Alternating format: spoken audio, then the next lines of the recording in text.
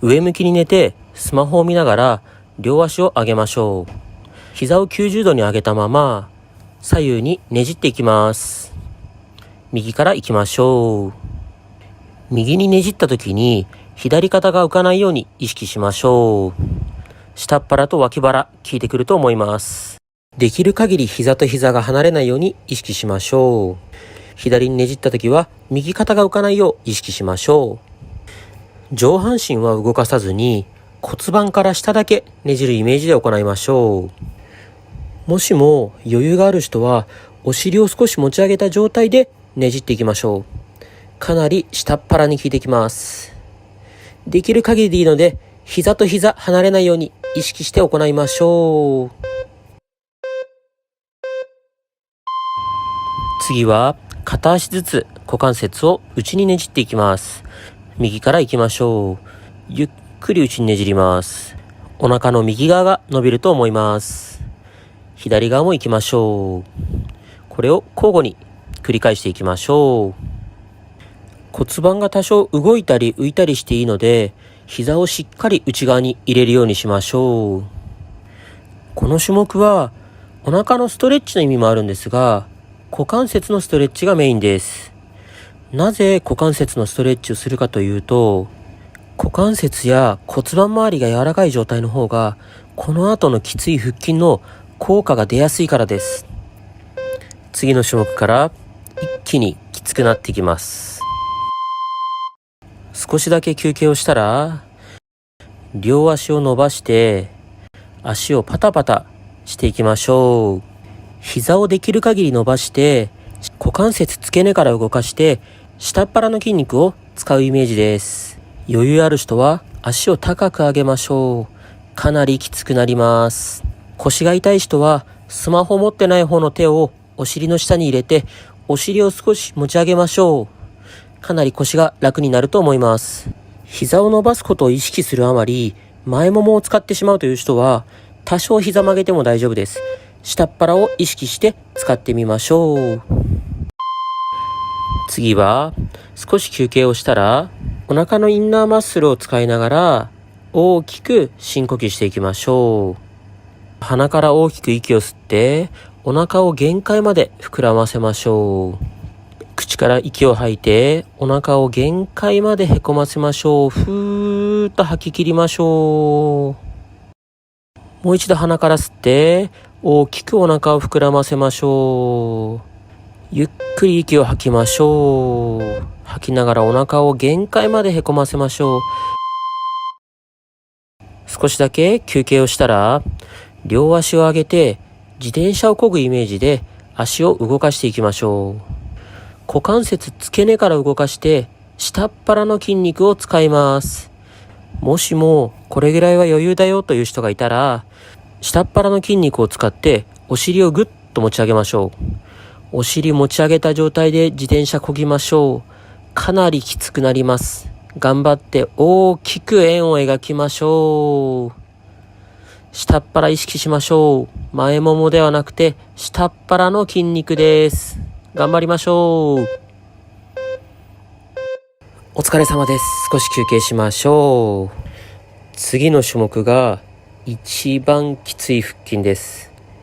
両足をゆっくり上げてお尻も床から浮かせましょう。そこからゆっくり足を下ろしていきます。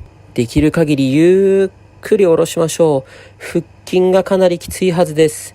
もし腰が痛い人はお尻の下に手を入れてお尻を浮かせておきましょう。2回目もゆっくりです。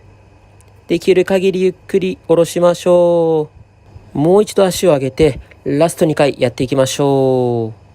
ゆっくり腹筋意識しながら行いましょう。ゆっくり限界まで下まで下げたらもう1回上げましょう。ラスト1回です。限界まで下ろしましょう。頑張って。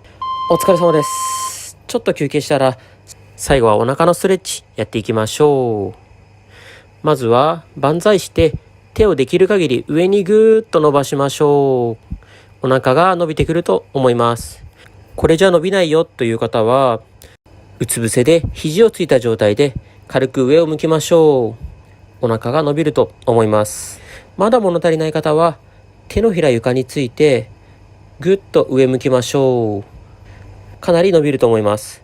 腰を反りすぎないように気をつけましょう。最後まで実践していただき、本当にありがとうございます。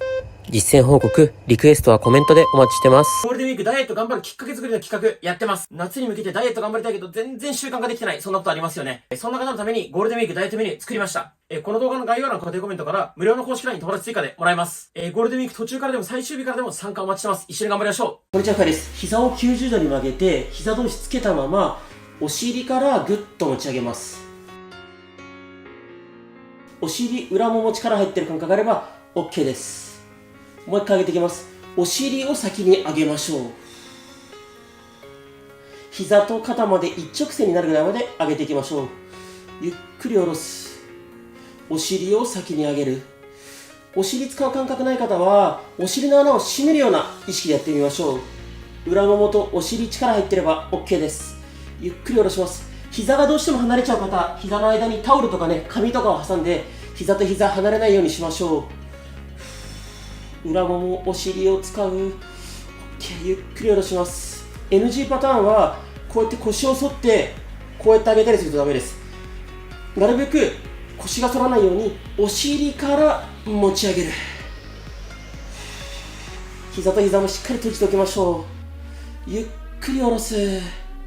これなかなか難しいと思うんですけど、正直できないことなので、もうこう練習してこうやってお尻と裏ももを使うんですよって体に覚え込ませるしか方法はないです。ゆっくり下ろす。